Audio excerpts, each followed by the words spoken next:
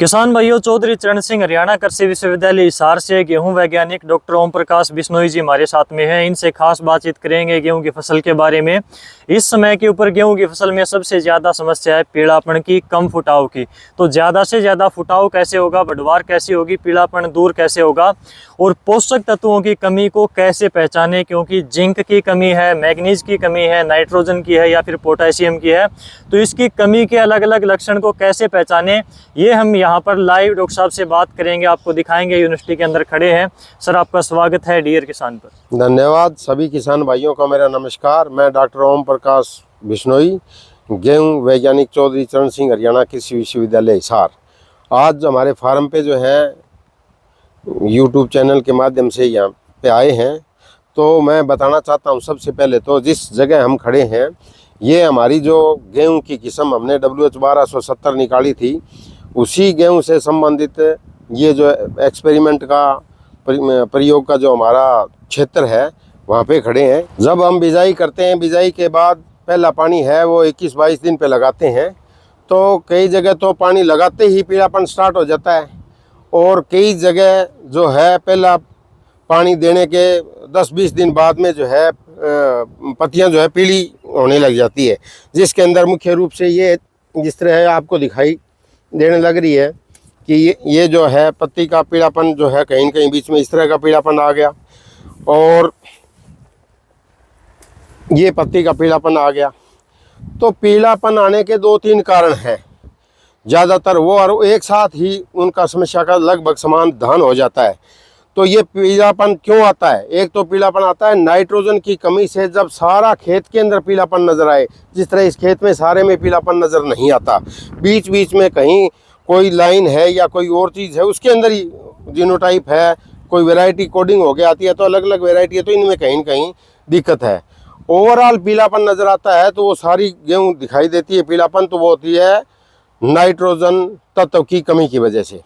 और नाइट्रोजन तत्व की कमी लगभग उन खेतों में ज़्यादा आती है जहाँ धान के बाद, बाजरा के बाद कोई आप फसल लेते हो और बिजाई करते समय क्या करते हैं किसान, DAP डाल देते हैं, जिंक सल्फेट डाल देते हैं बिजाई के समय, लेकिन यूरिया खाद नहीं डालते।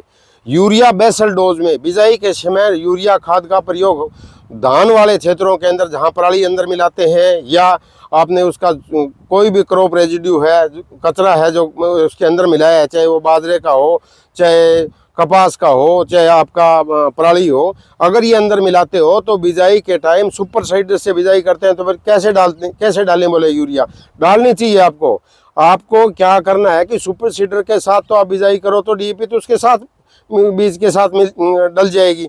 यूरिया का उसको बिजाई करने से पहले छिट्टा लगा दो आप। 1 बैग का यूरिया का जो है छिट्टा पक्का लगाना चाहिए बेसल डोज में। नीचे जो भी नाइट्रोजन देनी है, चाहे उसको 2 भागों में बांटो या 3 भागों में, 3 भागों में बांटते हो तो 1/3 यूरिया नीचे बिजाई के समय, 1/3 पहले पानी में, 1/3 दूसरे पानी में दे दो। 3 पानी के हिसाब से आप कर सकते हो। तो इस तरह से जो है खाद यूरिया अगर धान वाले चक्र के अंदर नहीं डालोगे तो जो कचरा आपने ज़मीन के अंदर मिलाया है वो कचरा उगते समय जो आपकी नाइट्रोजन ज़मीन के अंदर है उसको, सारी नाइट्रोजन को वो कचरा गलने के लिए, डिकम्पोज होने के लिए इस्तेमाल कर लेता है। और पौधा जो अभी अभी आपने बिजाई करी है उस पौधे को उगते ही वो पीलापन दिखाई देने लग जाता है, क्योंकि उसको नाइट्रोजन नहीं मिलती। उसके अंदर जो खाद की कमी रहती है, उस खाद की कमी की वजह से आपका सारा खेत पीलापन दिखाई देता है। और फिर बाद में कहते हैं जी आप इसमें क्या इलाज करें इसका, ऊपर से यूरिया डालो, लेकिन जो कचरा गलने के लिए आपने नीचे खाद डालनी चाहिए हर हालत में।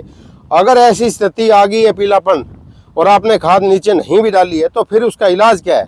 जिस तरह बीमार आदमी को ग्लूकोज देते हैं, इसी तरीके से इनके अंदर आपको क्या करना है, जिंक सल्फेट 21% वाला, वो 500 ग्राम तो जिंक सल्फेट और 2-2.5 किलो यूरिया वो मिला के आपने स्प्रे करनी है उसके ऊपर। 100-125 लीटर पानी में घोल के प्रति एकड़ आपने स्प्रे करनी है। 1 स्प्रे आज कर दी, 1 स्प्रे 10 दिन के बाद कर दी, तो इस तरह से उस पीलापन को आप दूर किया जा सकता है। तो जान वाले खेतों में अगर इस तरह की दिक्कत है तो आप ऐसी समस्या से निदान के लिए जिंक यूरिया की आप स्प्रे कर सकते हो। दूसरा पीलापन इसके अंदर आता है पत्तों के अंदर ऊपर की, वो तो जो यूरिया थी या नाइट्रोजन की कमी से तो सारे नीचे वाले पत्ते और ओवरऑल पीलापन आ जाता है। बाकी पीलापन बीच बीच के अंदर पत्तियां, कहीं बीच से पीली पत्ती होगी, कहीं ऊपर से पत्ती पीली होगी। बिल्कुल ऊपर वाली टोखी अगर पीली होती है तो वो कई बार धुंध का जो समय होता है, टेम्परेचर डाउन हो जाता है, तो लो तत्वों का अपटेक नहीं होता, लो तत्व आयरन का अपटेक पौधा ले नहीं पाता, तो उस स्थिति में दिक्कत आती है। या फिर सल्फर की कमी से आ जाती है। आप बेसल डोज में आपने सल्फर नहीं डाली है, 20 किलो म्यूरेट ऑफ पोटाश जो है आपने डालनी चाहिए बिजाई के टाइम, नहीं डाल पाते, फिर पहले पानी में डालते हैं। जिंक भी ऊपर से डालने की कोशिश करते हैं, ये ऊपर से नहीं डालना चाहिए। चाहे जिंक हो, चाहे DAP हो, चाहे सल्फर हो, ये बिजाई के समय आपने बेसल डोज में बिजाई करते समय छिट्टा लगा के नीचे डालना चाहिए। फिर भी अगर आप नहीं डाल पाए हैं और खड़ी फसल के अंदर इस तरह के लक्षण आने स्टार्ट हो गए हैं, तो आप लो तत्वों की पूर्ति के लिए और सल्फर की पूर्ति के लिए आप फेरस सल्फेट, हरा कशिश के नाम से आता है, पंसारी के पास भी मिल जाता है, वहाँ पे हरा कशिश के जो है फेरस सल्फेट 2 तरह से आता है। एक लाल रंग का आता है, एक हरे रंग का आता है। लेकिन आपको हरे रंग वाला जो है फेरस सल्फेट वही लेना है। वो 1 किलोग्राम लेके अच्छी तरह से कूट के उसको और 125 लीटर पानी में घोल के और उसकी स्प्रे कर देनी है। उससे आपका सल्फर की भी पूर्ति हो जाएगी, उससे आपकी आयरन लो तत्व की भी पूर्ति हो जाएगी। तो इस तरह से आप सल्फर और लो तत्वों की पूर्ति के लिए फेरस सल्फेट का इस्तेमाल कर सकते हैं। और उसकी एक स्प्रे आपने कर दी, 10-15 दिन बाद में दूसरी कर दी, कोई ज़्यादा खर्चा भी नहीं है। और तरह की चीज़ें डालने की बजाय ये चीज़ करनी चाहिए। किसानों भाइयों को सस्ती भी है और उनको फ़ायदा भी देगी।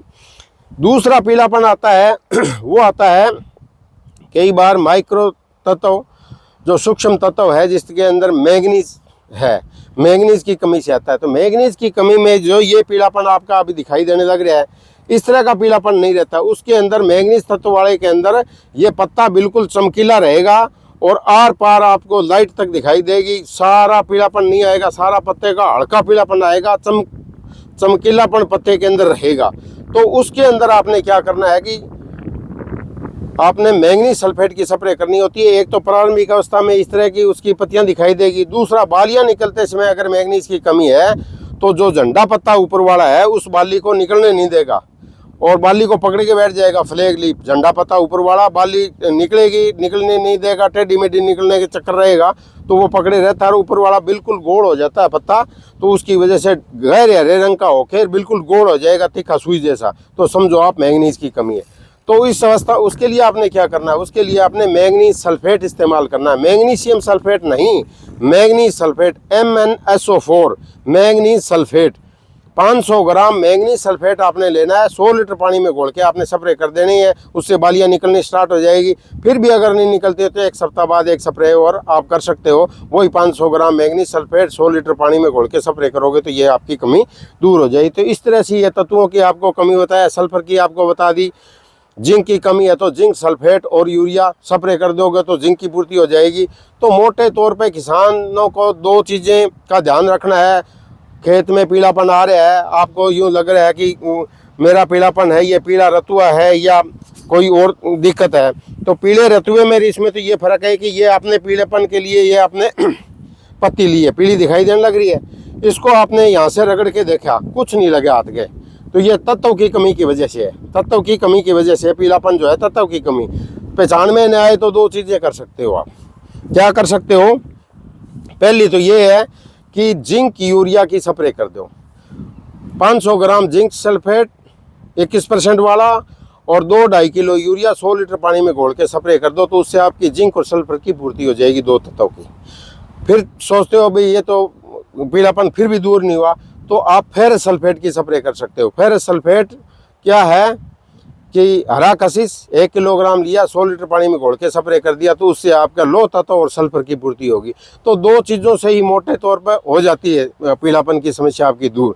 यूरिया वाली आपको पहले बताई दी मैंने, और मैंगनीज सल्फेट वाले के लक्षण थोड़े अलग हैं। पीलापन है वो बिल्कुल चमकीला पीलापन है, बालियां निकलते समय बाली को निकलने नहीं देगा, उस टाइम आपने मैंगनीज सल्फेट की स्प्रे करनी है। 500 ग्राम मैंगनीज सल्फेट 100 लीटर पानी में घोल के आप स्प्रे कर सकते हो। पीला रतुआ क्या है, उसकी पहचान क्या है, नज़दीक खेत में देखते हैं, अगर कोई बीमारी आई हुई है तो वो भी आपको दिखा देते हैं।